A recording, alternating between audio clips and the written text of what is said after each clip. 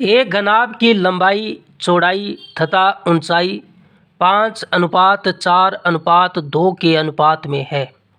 हमें क्या दिया है? घनाभ दिया है। तो घनाभ की आकृति बना लेते हैं। इस तरीके से घनाभ की आकृति होगी। और हमें क्या दिया है? लंबाई, चौड़ाई और ऊंचाई का अनुपात दिया है। जब भी कोई संख्या अनुपात में होती है तो हम अनुपात को हटाते हैं और गुणा में x लगा देते हैं। लंबाई का मान 5 है, अनुपात को हटाएंगे, गुणा में x लगाएंगे तो 5x हो जाएगी। चौड़ाई 4x हो जाएगी और ऊंचाई 2x हो जाएगी। फिर हमें क्या दिया है? घनाभ का आयतन दिया है। घनाभ का आयतन, घनाभ का आयतन कितना दिया हुआ है? 5000 सेमी क्यूब। घनाभ के आयतन का फॉर्मूला क्या होता है? लंबाई गुणा चौड़ाई गुणा ऊंचाई। इसका मान हमें 5000 सेमी क्यूब दिया गया है। लंबाई, चौड़ाई और ऊंचाई का मान रख दीजिए। लंबाई का मान 5x है, चौड़ाई का मान 4x है, ऊंचाई का मान 2x है, बराबर 5000 सेमी क्यूब। गुणा कर दीजिए। 5 का 4 से गुणा किया 20, 20 का 2 से गुणा किया 40, 40 x का x के साथ गुणा करेंगे x स्क्वायर, फिर x के साथ करेंगे तो x क्यूब होगा और बराबर में 5000 सेमी क्यूब। ये 40 गुणा में है, उधर जाएगा तो भाग में जाएगा। x क्यूब बराबर 5000 में 40 का भाग दीजिए, कितना आता है? 0 से 0 कैंसिल होगा। 4 एकम 4, 50 में 4 का भाग दीजिए। 4 एकम 4, 5 में 4 गया 1, 0, 4 दूनी 8, पूरा तो नहीं जा रहा है, ये 12.5 आ रहा है।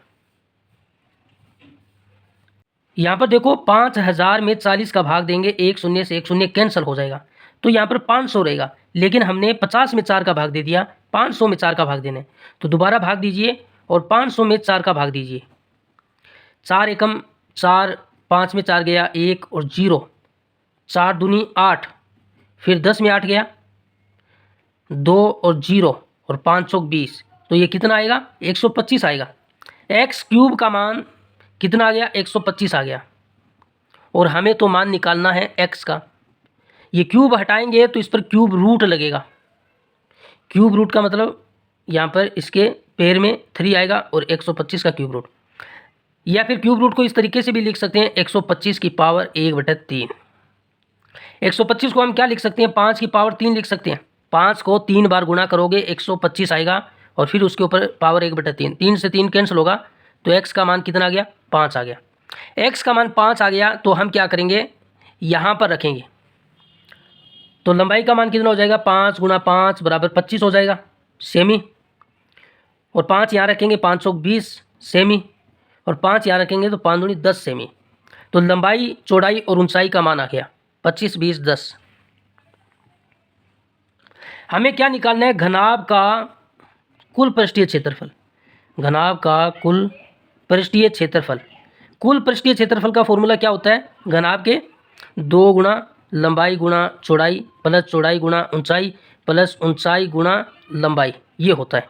2 गुणा लंबाई का मान कितना निकाला है? 25, चौड़ाई का मान 20, चौड़ाई का मान 20 और ऊंचाई का मान 10 प्लस ऊंचाई का मान 10 और लंबाई का मान 25। हल कर लीजिए, हल कर लीजिए।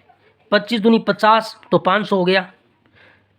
20 का 10 से गुणा किया 200 हो गया। 25 का 10 से किया 250 हो गया। 500, 2 700, 900, 950, 2 गुणा 950 तो कितना आएगा? 1900 आ जाएगा। 1900 आएगा ये, और क्षेत्रफल है तो वर्ग सेमी होगा, और बी ऑप्शन इसका सही होगा।